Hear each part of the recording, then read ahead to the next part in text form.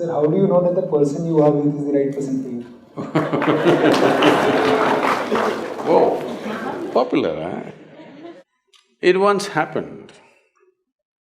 Shankaran Pillai was at the family dinner, and when everybody settled down for dinner, he stood up at the table and announced, "I am going to marry Lucy, who's just across the street."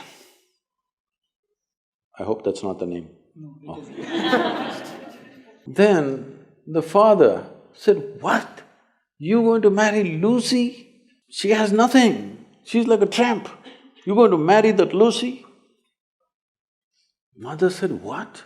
You going to marry that Lucy?" The uncles always pitch in these kind of matters, you know. Uncle said, "What? You going to marry that Lucy? Have you seen her hair? It looks fake." The aunt, "What? You going to marry Lucy? She's always painted. You going to marry that painted woman?" The little boy, the nephew, can't be left out. He said, "You going to marry Lucy? She doesn't even know what is cricket. How can you marry her?" Shankaran Pillai stood his ground and said, "Yes, I'm going to marry Lucy." Everybody asked in one voice, "Why?" He said, "Because she has no family." There are no many opinions to battle with. So, who is the right person? I don't want to take away all the romance from your life. But let me tell you this, there is no right person on this planet. If you put your heart into something, something may become wonderful. Is it the right thing? There's no right thing. Nobody ever found the right person anywhere, okay?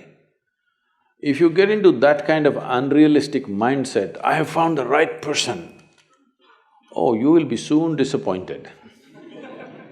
You must understand, there is no right person. First thing is to see whether I am the right person. Yes, am I the right person? And there are no right people on this planet. If you understand, you have your nonsense, they have their nonsense, we can adjust nonsense. Go on.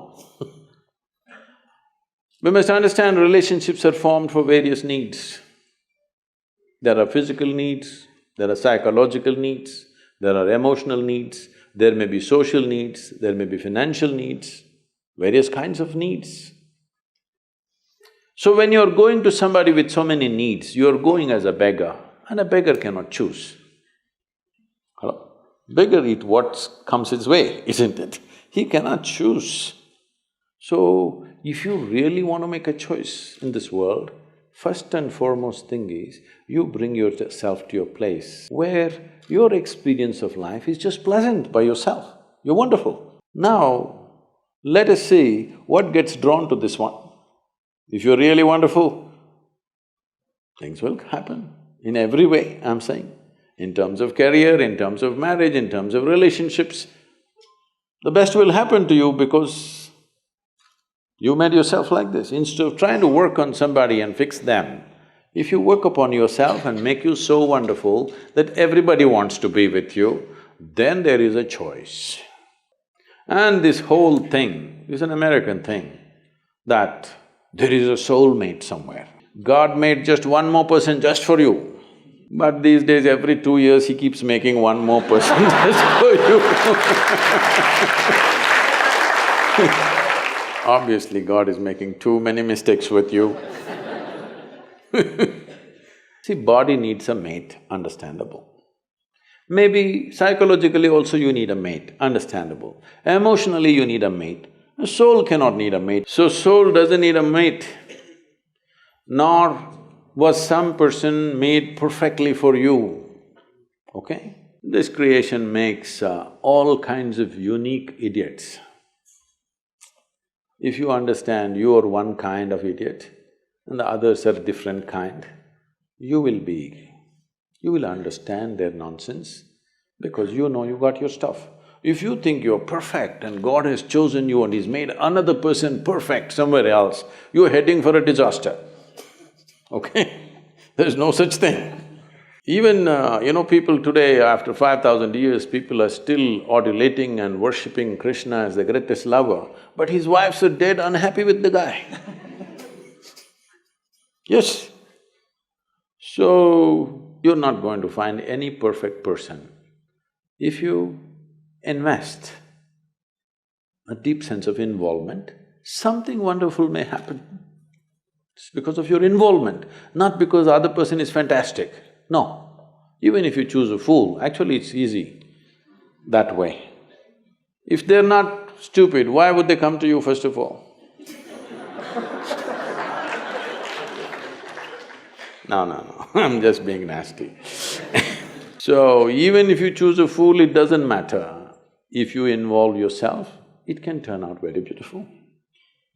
You chose the smartest person in the universe, it could be a disaster. So, do not think in terms of, whatever this made for each other nonsense. No. You choose the opposite, actually. But after some time, after a little bit of time, you slowly start expecting they're just like you. This is a serious mistake.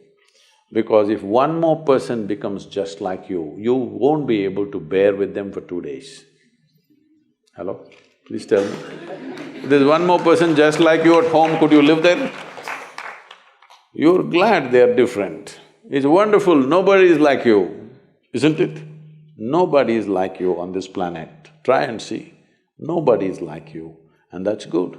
Don't look for sameness, not necessary. It's a difference which makes because of the difference you tango, not otherwise